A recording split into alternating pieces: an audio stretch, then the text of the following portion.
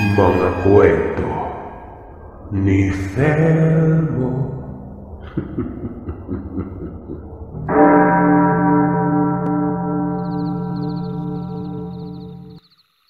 Ayon, at parang wala lang nangyari.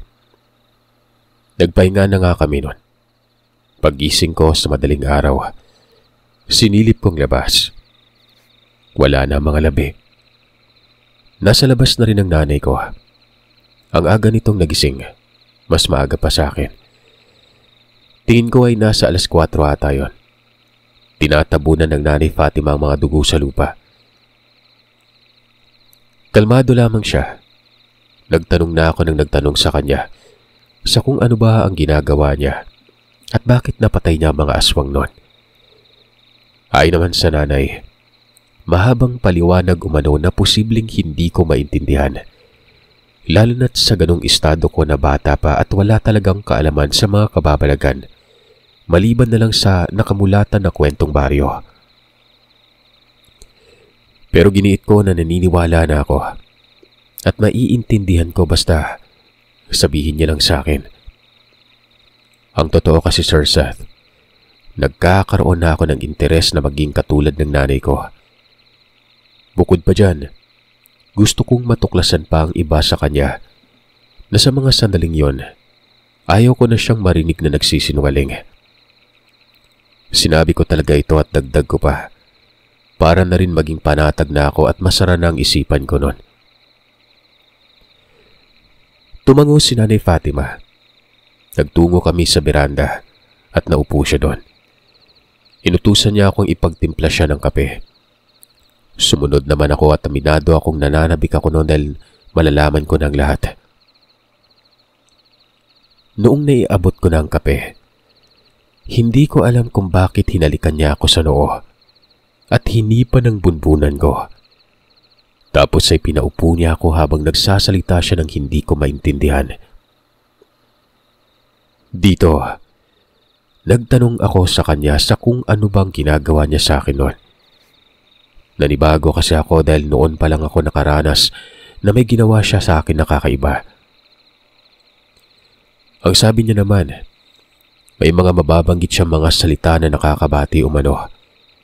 Kaya ginawa niya sa akin yun para iwas usog. Malakas umano ang malediksyon niya. Kasalukuyan kasing may isinasagawa si nanay na hindi ko alam nun. Nagpapakawala siya ng orasyon sa bawat sandali. Pinapanatili niya umano ang poder sa bahay. Nakisiksik pa talaga ako ng pangungulit nun. Baka kapitan ng malediksyon umano ang mga sasabihin niya. Kaya ginawa niya sa akin yung paghihip na yon. Hindi naman ako nagtanong sa kung ano ba yung malediksyon. Pero nalaman ko ito sa kasalukuyan na isa palang karaniwang salita na may kasamang bate. Ito ang katangian ng isang tao na may malalim na karunungan. At narinig ko na rin ito sa kwento ni Roberto. So ayun na nga.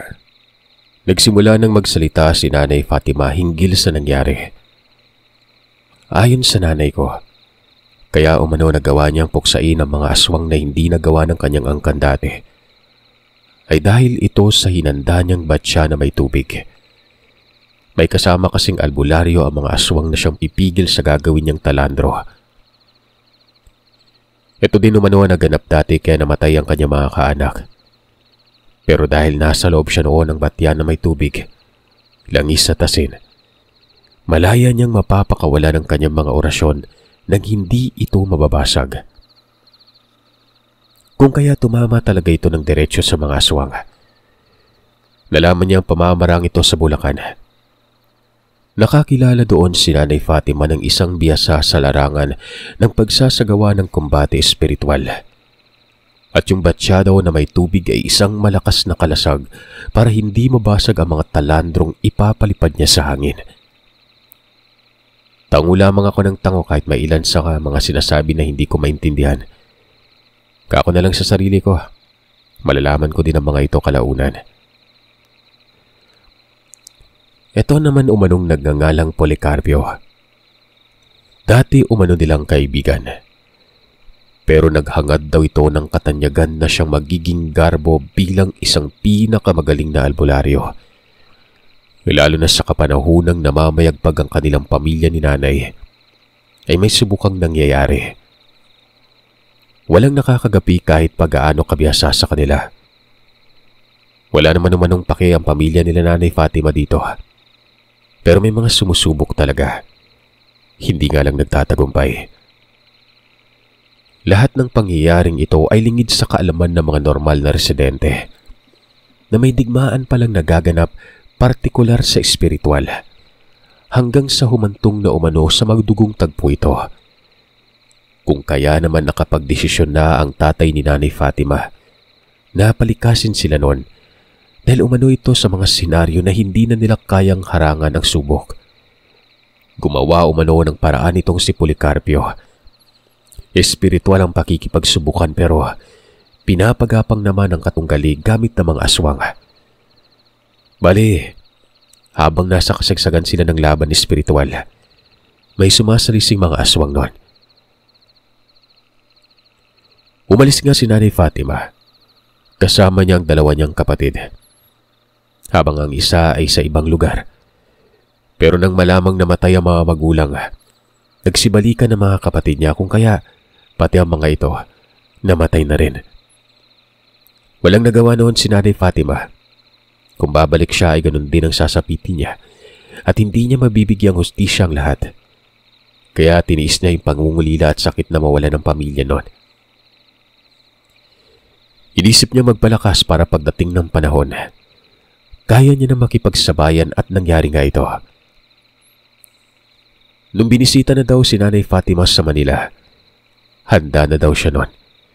Gusto niyang makipagpatayan doon pero pinili niyang mangyari ito sa lugar kung saan dito napatay ang kanyang pamilya. Hindi pala tumakas ang nanay. Hindi ito umiiwas. Bagkus, haharapin pala nito ang nakaatang na banta sa kanya. Nagtanong ako kung bakit walang ginawa sa akin ang mga yon habang binibisita kami sa Manila.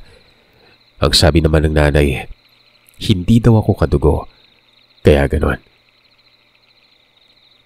Napapaisip tuloy ako nun, Sir Seth. Katanyagan ang hangad ng Policarpio. Yun lang. Ganun lang para pusain niya ang pamilya ng nanay ko. Parang ang babaw kaya naman inungkat ko pa ng inungkat ang mas malalim na saninon. Dito ko nalaman, Sir Seth, na ito palang si Policarpio ay dating karibal ng tatay ni Nanay Fatima. Karibal ito sa kanyang nanay noon sa pag-ibig. Nagtanim umano ng galit itong si Policarpio ng magkatuluyan ng mga magulang ni Nanay Fatima. Nagpanggap lamang na wala pero may pinaplano palang hindi maganda. Ito ding si Policarpio ang maigpakana kung bakit nagkaroon noon ng subukan. At ang motibo nito ay ang patayin talaga ang pamilya ng Nanay Fatima sa huli. Sobrang lakas daw nitong si Policarpio. Ang pamilya ng nanay, may mga kaibigang aswang yon. Ito na umano'y nakatira doon sa lugar kung saan kami unang pumuslit bago pa makarating sa mismong lupain. Ito'y nasa bukid, Sir Seth. Nahati umano ang pangkat noon ng aswang at ang ilan ay nasa panig ni Policarpio. Ito yung mga ginamit niya para puksain ang pamilya nila Nanay Fatima. Habang ang natirang bahagi naman na pumanig sa pamilya nila nanay, pinagpapatay daw ito ni Policarpio. Kaya pala nakakita ko ng bungo doon na may pangil. Aswang pala ang nakalibing doon. Dagdag ng nanay, may iba namang nabuhay pa. At isa na dito yung kasama niya noon na napagkamalan kong isang dyablo. Mabubuti at hindi kumakain ng tao ang mga aswang doon. Kung hindi lang dahil kay Policarpio, wala sanang naganap na patayan na magkakauring aswang. Napagsabong umano ni Policarpio ang mga mababait na aswang na payapang nakatira doon. Para umanong dilubyo ang nangyari. Nakakaawa ang mga aswang na sumasalungat sa kautusan ni Policarpio. May mga anak na walang awang pinagpapapaslang. Dagdag pa ni Nanay Fatima, kung gusto ko daw makita ang mga nasa panig ng nanay pwede. Pero umiling ako. Sabi ko wag na lang. Nagtanong na lamang ako sa kung ano ba ang mangyari sa susunod. Ayon sa nanay, ganoon pa rin. Kung anong nakagawian sa araw-araw ay walang magbabago. Hindi na umano siya natatakot sa mga kalaban. Nung una, nag-aalangan umano siya at baka hindi umubra ang gagawin niya. Pero nang malaman niyang gumagana ito, naging kampante na si nanay. Sundin ko lamang umano ang pinag-uutos niya. Huwag daw ako magkakamaling gumala sa malayo. Kahit hindi daw ako kadugo ni nanay, pwede din akong patusin ang mga ito. Makalipas lamang ng ilang araw, may dumalaw noon ng mga albularyo. Isang matandang babae at isang sakto lamang sa edad na babae. Pero kung kumilos naman ito ay parang lalaki. Yung titibo-tibo. Ayon sa mga ito, naramdaman daw nila ang presensya ng talandro ni Nanay Fatima. Nagulat sila gawa ng nagbalik na palang isa sa natirang bantugan. Nagpasalamat din ito at napahina umano ang panig ni Policarpio na noon pa man umano ay kinatatakutan nila. Para bang nasa ibang mundo sila, Sir Seth. Lahat ng pinag-uusapan ay yung tipong hindi ko kailanman maririnig sa kanto at kapitbahay. Ako naman, habang nag-uusap sila, mas lumalim ang interes ko na maging katulad nila. Itong matandang babae ay pangalanan na nating Manang Mariafe, habang itong titibo naman, Boy Chicks. Maganda siya pero lalaki talaga kung umasta. Maging yung amoy nun pang lalaki. Pero parang palabiro ito.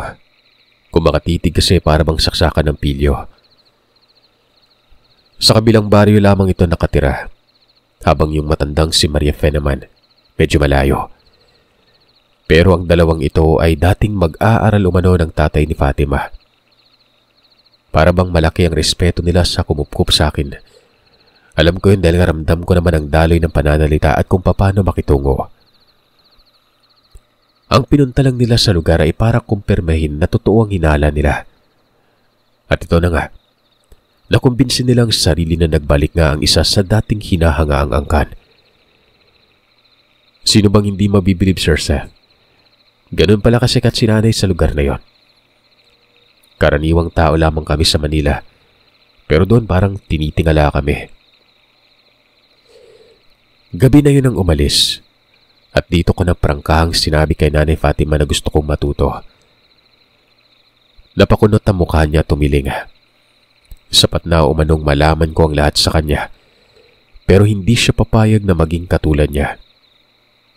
Gusto niya makapag-aral umano ako, at ibang landas ang tatahakin balang araw.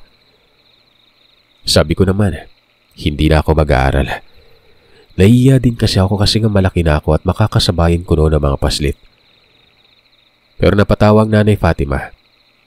Nakausap niya na umano ang eskwelahan. Pwede daw akong dumaan sa pagsusulit para tumalon ng isang baitang. Balimbis na grade 1, grade 2 na kaagad. Sabi ko naman ay ano ang makukuha ko sa pagsusulit ay wala naman akong natututunan.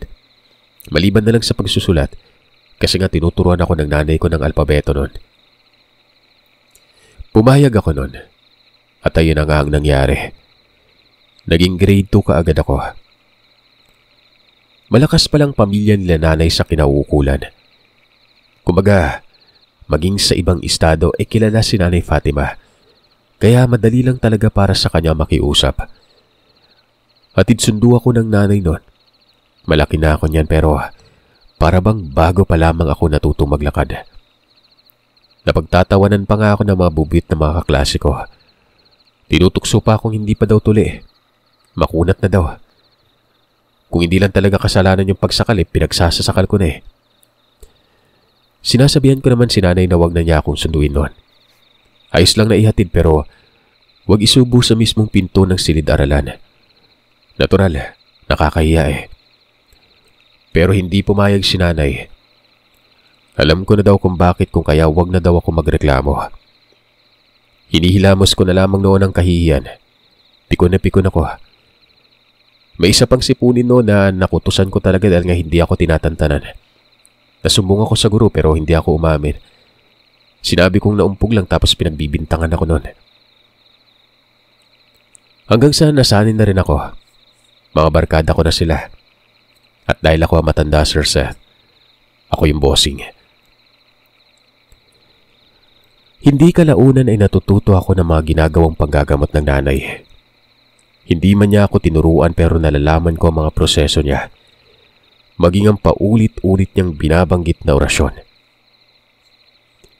Isang beses pa nga noong wala si nanay, ako nang umasikaso sa isang pasyenteng napabisita. Gulat na gulat ako noon nang napagaling ko ito. Kabag yun sa tiyan na hindi sumingaw kaya namimilipit ang pasyente sa sakit ng tiyan. Hinilot-hilot ko lang yun hanggang sa umaliwala sa mukha niya. Pagdating ni nanay, nagulat yun. Lalo na nang malamang napagaling ko yun. Huwag daw ako magpakumpiyansa sa paggamit ng orasyon kasi baka imbis na gumaling ay mamatay pa umanong pasyente. Doon na niya ako tinuruan ng lubos. Pinagsasabay ko ito sa pag-aaral ko. At kung araw naman ng Sabado ay inihahatid niya ako doon sa bahay nila Boy Chicks. Ito daw kasi ang gagabay sa akin sa kung paano talaga gawin ng maayos ang mga proseso. Ito kasing si Boy Chicks, nang malaman na pinapasok ko ng ganitong larangan, nagkusang tumulong. Abala ang nanay ko sa araw-araw nun. Patuloy pa rin kasi ito sa pagkontra sa ginagawa ni Policarpio. At dapat ay mapanatili ng nanay umanong poder sa paligid. Ito din ang parating sinasabi sa akin ng nanay Fatima, na sa kabila ng mga karaniwang ginagawa niya sa araw-araw, may pinagkakaabalaan pa siyang iba. Sabi ko nga noon, bakit hindi na lang supuin itong si Policarpio? Pero ayon kay nanay ay mahirap umano, dahil hindi madali mahanap ito. Matinik pa daw ito sa isang aswang. Kasabay daw ng ginagawa niya, pinag-aaralan niya din ito sa kung paano patumbahin. Malaki ang bahay nila Boy Chicks.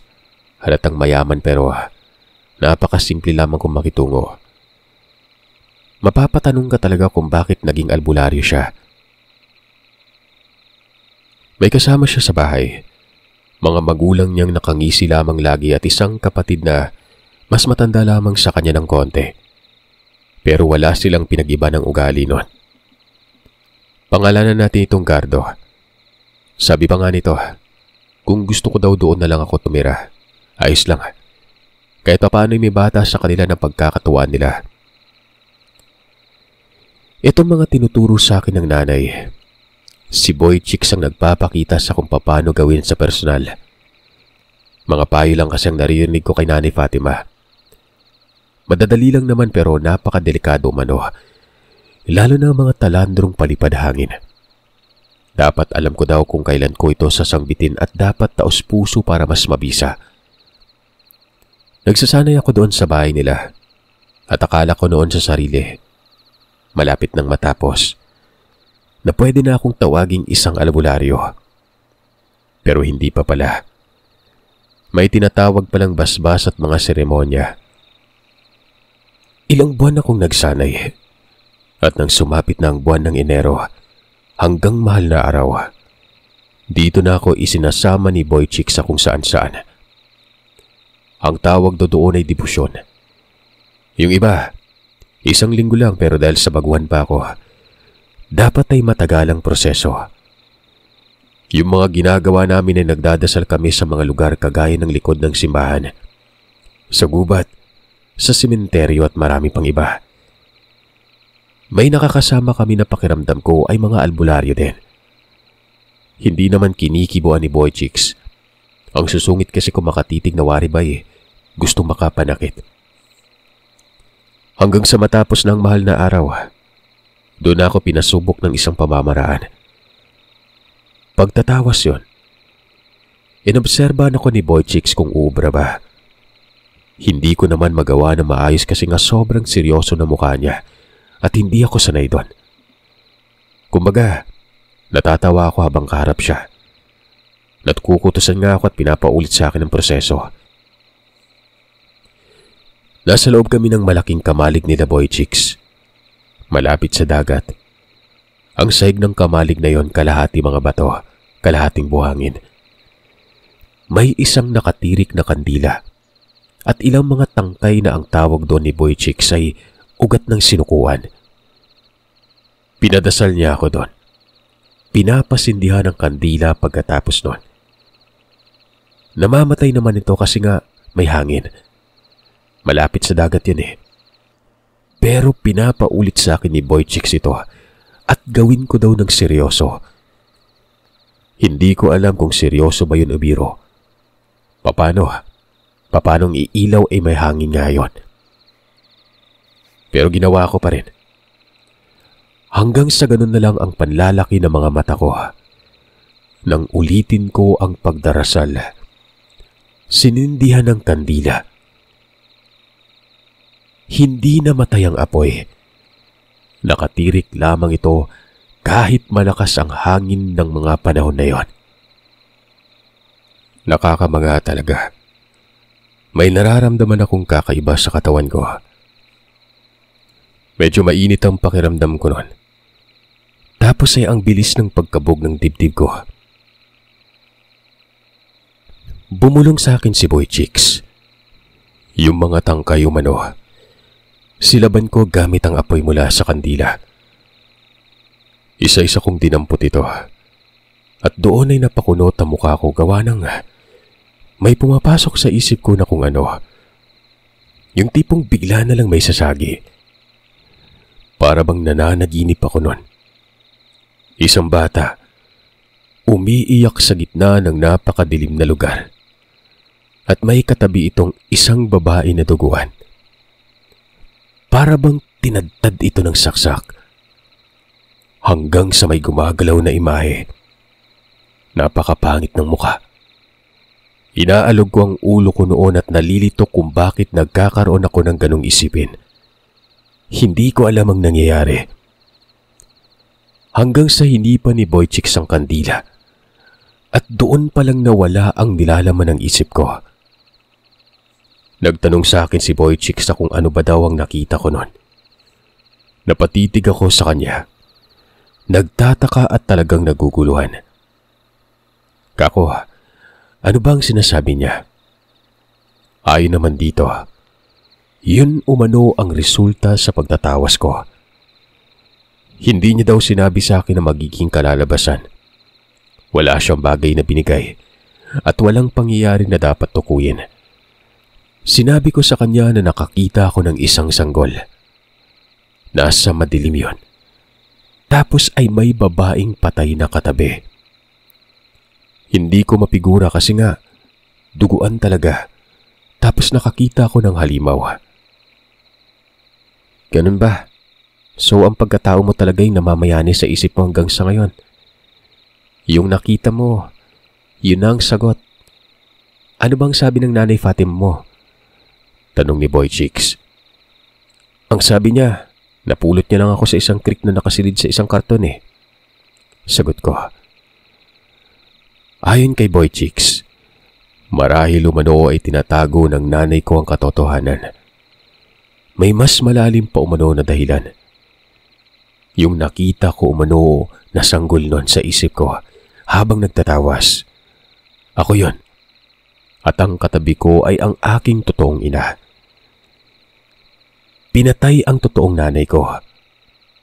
Hindi alam ni Boy Chicks kung anong kaugnayan nung nakita kong halimaw nun pero malamang aswang yon. Sinabihan ako ni Boy Chicks na wag ko manong sasabihin ito kay Nanay Fatima. Na wag pangunahan si nanay. Magtanong lamang umano ako sa kung ano ba talaga ang totoo. At alamin ko kung tutugma ba sa nakita ko sa pangitain ko o sa pagtatawas ko nun. Pangitain daw kasi ang tawag sa mga bagay na bigla na lang papasok sa isipan ko na hindi ko inaasahan. Hindi ako nakapagsalita nun. Parang may katotohanan ng sinasabi ni Boy Chicks. Yun palang pagtatawas.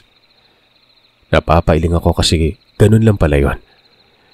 Ang unang pagtatawas na yun ay para sa akin, hindi para sa iba. Hindi yun pinaalam sa akin ni Boy Chicks dahil nga sinusuri niya talaga kung guobra ba. At yun na nga, gumana. Ang sabi pa sa akin ni Boy Chicks, may basbas na daw ako. Siguro ay matagal na umano ito. Inihatid ako ni Boy Chicks sa amin. Gabi na kami na makarating. Gabi ng linggo ito. Nakita ko ang nanay na nakabungad at nakangiti pa. Tapos nang malapit na ako ay inihipan niya na naman ang bunbunan ko. Pero may sinabi sa akin yon. Pwede ka nang maggamot ng hindi peligro sa mga pasyente. Tandaan mo anak, magiging mahirap ito sa umpisa. Pero masasanay ka din dahil may kaalaman ka na. Aasahan mo ang mga subok. Huwag ka lang susuko. Posibleng masaklap pa sa sinapit ko. Pwede ding mas madali pa roon. Pero ano't ano pa man, ang nagdadala ng pasya ay ang sarili mo. Pwede mong iwasan, pwede ding hindi. Pero tandaan mo, ang pag-iwas ay pagpapalala, habang ang paharap ay ang pagtatagumpay. Naiintindihan mo ba ako? Tumango ako sa sinabi ni Nanay Fatima. Kahit ilang landoon ang naiintindihan ko pero tumugon pa rin ako noon. Umalis din naman kaagad si Boy Chicks. Pero bago mangyari yon, may bilin ito sa akin. Kung gusto ko pa daw na mapatalas, mapalakas at maging biyasa sa karunungan, magtanong lamang umano ko sa kanya. Huwag sa nanay, dahil may ginagawa ito at abala lamang daw yon. Kung minsan, Sir Seth, sa eskwelahan ay pinagkakatuwaan ko ang kamag-aral kong ubod ng pipilyo. Magmula noon nung magaling na ako manggamot, iiyak na lamang itong bigla at magsisisigaw. Basta, mga orasyon lang ang ginagawa ko na pagpapadala. Hanggang sa isang gabi, nakita ko muli yung kausap ng Nanay Fatima dun sa gubat. Nasa beranda sila. Kung ano yung nakita ko dun sa gubat, yun din ang nasa harapan ng nanay ko. Malaki, medyo maitim tapos makapalang kilay. Walang kaduda-duda. Aswang yon. Dito ko mas malinaw na nakikita ang mukha nun. Ako noon ay nasa kusina, nakasilip lang. Tanaw kasi ang beranda nun. Pero naririnig ko ang pinag-uusapan. Kinukumusta ang nanay nun. Tsaka ako daw ay kamusta rin. May ilan pang pinag-uusapan pero lumayo na sila sa bahay. Hindi ko alam kung ano yon. Nakikita ko lang na naging seryoso ang mukha ng Nanay Fatima. Habang yung aswang naman na yun ay para bang galit na galit. Pagkaalis noon ay doon pa lang ako lumapit kay Nanay Fatima noon. Nakita mo ba? May sinabi lang sa akin. Kailangan ko ba daw ng tulong? Dahil may nagbabadya sa akin na kalaban. Sinabihan ko lang na huwag sila mag-alala dahil nga ayos naman tayo dito. Hindi sila makakalusot sa akin. Teka nay, saan po banda nakatira yun? Ay naman sa Nanay Fatima. Doon lang daw malapit sa gubat na may bahay. Sa iba pang parte daw doon na may ilang mga bahay. May taong nakatira. May mga aswang din. Nung matutulog na sana ako, napansin kong lumabas ng bahay ang nanay. Napasilip ako noon sa may bintana. Nagulat ako kasi nga nakita ko si Boy Chicks. Kausap ito ng Nanay Fatima sa labas doon. Maya-maya ay pumasok na sila sa loob. Dito na ako nilapitan ng nanay ko at sinabing sumama daw ako ngayon kay Boy Chicks. Nagtanong naman ako sa kung bakit at ayon sa kanya, basta daw sumama ako sa lalong madaling panahon. Hindi na ako nakapagsalita noon. Hinablot ako ni Boy Chicks sa kamay at kaagad nilinisan ng lugar. Panay tanong ako noon pero hindi naman ako sinasagot. Hanggang sa makarating kami sa bahay nila Boy Chicks. Ang sabi nito, maaaring susunod daw ang nanay ko. Kung hindi mamaya, baka bukas sumano. Bakit po ba kasi? Ano bang nangyayari? Nagkasugat-sugat pa ata yung paa ko. May naghihimagsik na kalaban, Antonio. Pinamumunuan pa rin ito ni Policarpio. Hindi ba sinabi ng nanay mo ito kagabi nang may napabisitang aswang sa inyo? May sinabi sa akin si nanay pero Hindi naman po peligro yung sabi niya eh. Ayon kay Boy Chicks, dumalaw daw sa kanya si Manang Mariafe. Bigyang babala umano ang nanay ko noon. Kasi nga, may malaking pangkat umano ng nagbabalak sumugod sa amin noon. Kung nakayanan daw ito ng nanay ko nung una, posibleng hindi na daw maaaring mahadlangan pa sa mga sandaling yon dahil mas madami ang mga ito. Baka hindi pa kumbinsido yung nanay mo nang makausap ang aswang kagabi, kaya kumpiyansa siya. Ngayon lang yun natauhan ng may nakakaalam pa ng iba na katulad ni Manang Mariafe, na alam kung paano tansyahin kung gaano kalakas yung kalaban. Matapos makapagsalita ni Boy Chicks, nag-alala ako noon. Nung gabi ding yun, lumisan na ang mga magulang ni Boy Chicks. Pinaiwas ito sa maaaring mangyaring gulo. Bali ang naroroon lamang sa bahay ay ang kapatid niyang si Gardo at kami. May karunungan din kasi itong si Gardo. Inantay namin si nanay doon sa lugar nila Boy Chicks. Pero hindi ito nagpakita hanggang sumapit na lamang ang umaga. Napapaiyak na ako gawa ng baka may nangyari na sa kanya. Si Boy Chicks nga noon umalis ito eh. Ang sabi susuriin niya lamang umanong lugar namin. Bumalik si Boy Chicks na mataas ang araw. Kinakabahan ako. Nakikita ko kasing parang bagsak ang kanyang muka. Para bang may dalang balitang hindi kaaya-aya. Papalapit pa lang ay hinahatak ng sikmura ko at ang lakas ng pagkabog ng dibdib ko noon. Hanggang sa nagsalita si Boy Chicks at doon gumaan ang pakiramdam ko. Umalis umano ang nanay kasama ng mga aswang na kaibigan niya. May nakita siyang bakas at wala umanong presensya doon ng mga kalaban.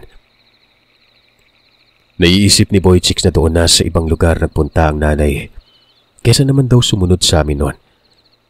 Mawawalang saysay lamang ang pag-alis ko sa tirahan namin dahil susunod kay nanay ang mga kalaban at may ipit daw kami doon sa lugar, lalo na't naroroon ako at wala pang kakayanang makapanglaban. Nagtanong ako kung saan maaring nagtungo ang nanay. Ay naman sa kanya, baka doon umano sa gubat.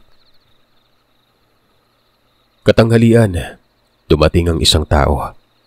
Malaki yon. Hindi ko kilala yon. Hindi din kilala ni Boy Chicks.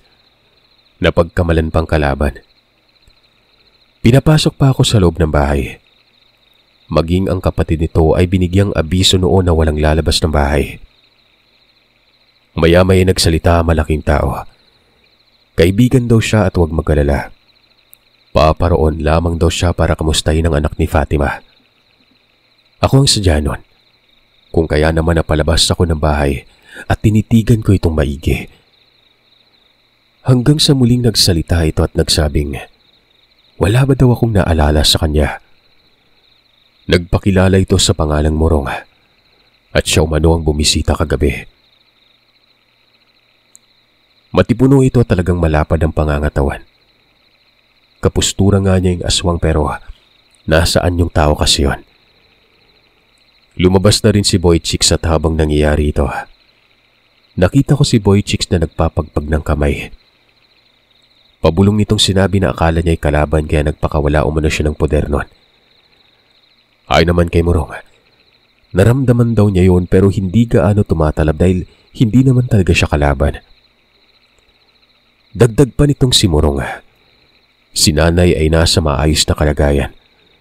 Huwag daw naming isipin ito mag-alala dahil bukod sa pagkamusta niya, ay babantayan daw ako ni Morong nun. Nagtanong ako kung utos ba ito ng nanay pero umiling ito at sinabing kusang loob niya daw ito. Hindi ko alam kung bakit iba makatitig itong si Morong. Sobrang amo na kanya mukha na para bang maiiyak nun. Alam ba ito ni nanay? Alam ba niya na pumunta ka dito ng kusang loob? Oo, alam niya. At alam niya din na puprotektahan talaga kita. Walang mangyayari sa'yo hanggat kasama mo ako. Nagkatitigan kami noon ni Boy Chicks. Nakita ko sa mukha nito na nagguguluhan. Maski ako, gulong-gulo noon, Sir Seth. Bakit ganun ang malasakit nito sa akin? Hindi naman kasi ako kaanak ng nanay at lalong imposibleng may koneksyon ako sa taong ito. Pero sa kabila ng lahat ay hindi na ako nagbigay pa ng opinyon. Hinayaan ko lang siya sa kung anong gagawin niya. Wala namang problema kay Boy Chicks. Tumambay nga doon si Murong. Napakakalmado. Maging sa kung papano kumilos ay kampanteng-kampante yon. Kasalukuyan kaming nag-uusap noon ni Boy Chicks na mas mabuti pa daw na naroon ang aswang na ito para hindi din mahati ang kantiyang atensyon kapag may gagawin siya. May tagabantay tsaka malaking tao. Parang kasing edad lang din ito ni Murong si Nanay Fatima. Pagsapit ng gabi, nagpaalam si Boy Chicks na muling pupunta sa bahay namin. Aalamin niya muli kung anong nangyayari doon. Pero pinigilan ito ni Murong. Huwag daw aalis dahil nakakaramdam siya ng kalabang aswang sa paligid nun. May naglilibot-libot at maaaring ang pakay umano nito. Walang iba kundi ako.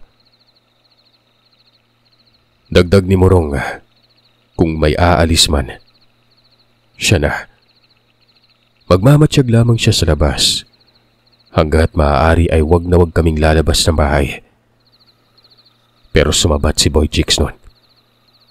Ayon dito ay bakit hindi na lamang daw kami magtulungan. Masyado daw minamaliit ni Murong ang kalidad ng nakatira sa bahay. Biyasa itong si Boy Chicks, maging ang kapatid nitong si Gardo. Kaya nga pinagkakatiwalaan sila ng nanay ko. Kaya doon ako pinapuslit nun.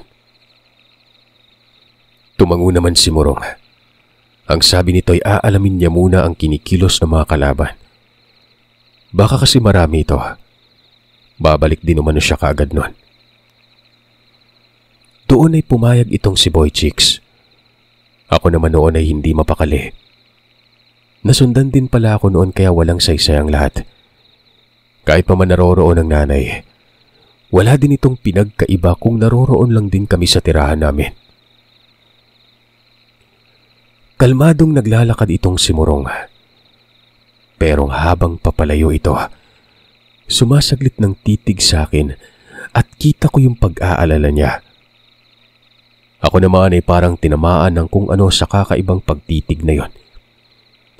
Lalong lumilipad ang isip ko noon sa kung ano at bakit ganito magmalasakit sa akin si Murong.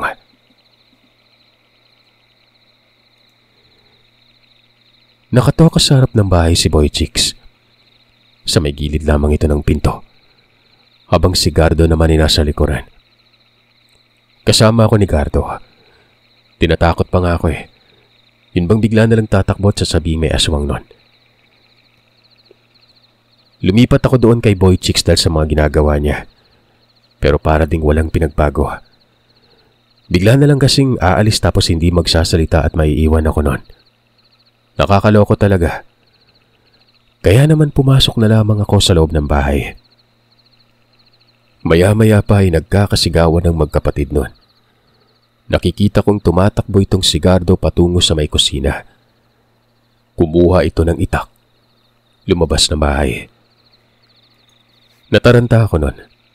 Pagkasilip ko sa bintana, nanlaki ang mga mata ko dahil bumungad sa labas ang napakapangit na nilalang. Pero mabilis ko ding nakilala kung sino ito. Si Murong. May bitbit ito na kung ano. Paglabas ko ng bahay, napasigaw ako nun. May dala-dala siyang aswang. Napagkamalan palang kalaban si Murong kung kaya namang nataranta din ng magkapatid. Pero nang magpakilala si Murong, kumalma mga ito. Ang sabi naman ni Murong ay pinatay niya na umano kesa naman pakawalan. May kasama pa umano ang aswang na bitbit niya pero nakatakas sa mga ito. Nilapag niya yon sa harap ng bahay. Ayon kay Murong, gagawin daw niya itong pamain dahil mamaya-maya lang may kukuha sa labi nito at ito naman ang kanyang papatayin. Ang tanong naman ni Boy Chicks noon, paano kung kasama si Policarpio? Tumawa si Murong. Ito na daw ang pagkakataon na makakatulong ang magkapatid sa kanya. Kung sakaling kasama si Policarpio, sila na ang bahala dito. Samantalang si Morong ay sa kauring aswang. Dagdag pa nito, mga kakilala niya lang ang alipores ni Policarpio, pero dahil pumanig ito sa maling tao, makikipagpatayan talaga siya at pipiliin ang tama nun. Ang nanay mo, Antonio, kasama ng ilang katulad ko ay mukhang napapalaban na rin sila. Ang hindi lang natin alam kung nasaan ngayon si Policarpio. Hindi naman ako sumabat nun. Ilang saglit pa ay pumanik ng dingding itong si Morong, hanggang sa tumalon patungo sa puno at nakarating sa may bubungan. Napanganga ako gawa ng walang kahirap-hirap yon. Para bang butiki lang na gumapang. Iba talaga ang purong agita. Nakakamangat sa sobrang lakas, sabi ni Boy Chicks. Napatanong ako noon sa kung ano ba ang agita. Ang sabi naman ni Boy Chicks, ang ibang katanyagan o mano nito ay ang gabunan. Isang uri ng gabunan na hindi kumakain ng tao. Nagtsatsaga lang sa mga hayop. Maging yung mga nasa panig umano ni Policarpio, hindi din kumakain ng tao ang mga yon. Para bang nananabik ako noon. Nakahandusay lamang sa lupa sa bulwagan ng labi at nag-aantay kami na may darating. At hindi nga nagkamali, Sir Seth. May nakikita ako noon na anino. Mabilis na parang aso na gumagapang sa lupa. Si Boy Chicks na mga panahon na yon. Napansin din ito. Maging si Gardo noon ay nakaatang ng itak. Pero alam kong inaantay nila noon si Morong. Nung matapat na sa may bangkay yung paparating, kitang-kita ko kung paano lumdagan ni Morong at kinagat sa leeg yon. Sobrang bilis binawian ng buhay. May isa pang paparating pero naudlot ito at kagad nawala. Nakatunga nga lamang ang magkapatid habang nakangangambibig nun na para bang hindi makapaniwala sa kanilang nakikita. Inabot yun ng umaga. Wala nang dumating pa. Tingin ko ay wala nang nagtangka dahil mamamatay din ang mga ito. Kung hindi sa kamay ni Morong, doon naman sa kamay ng magkakapatid ito mamamatay. Nakita ko ang paggaanyong tao ni Morong. Sa gilid ito ng kusina. Naglalakad at naging tao na lamang bigla yon. Nagmungkahi itong tulungan siya para ilibing umano ang mga labi pero ayon kay Boy Chicks, sunugin na lamang daw ito dahil baka mabuhay pa. Naiintindihan kita pero sa itsurang yan, mabubuhay pa kaya yan? Ilibing na lang at sapat na yan. Kayo na yung bahala dahil pupuntahan ko si Fatima. Hindi magandang nararamdaman ko. Alis na ako. Antonio, huwag kang lalayo Dito ka lang. Babalikan kagad kita. Matapos makapagsalita nito ay umalis na yon. Si Boy Chicks naman ay nakatitig sa akin tapos lumapit ito nagwika ng Antonio, hindi kaya tatay mo siya? Hindi kaya siya yung aswang sa pangitain mo? Iba yung pakiramdam ko Parang may nakakubli sa pagkatao mo. Nakita mo naman kung paano ka ituring nun, di ba? Natanong mo na ba yung nanay mo? May kutob talaga ako, Antonio, na may iba sa'yo. Hindi mo ba nahalata? Kagabi pa ako nagdududa. Hindi naman po siguro. Naku, hindi ako aswang, no? Maya-may nagsalita din si Gardo. Pakiramdam niya ay tama daw si Boy Chicks. Malaki o mano ang posibilidad.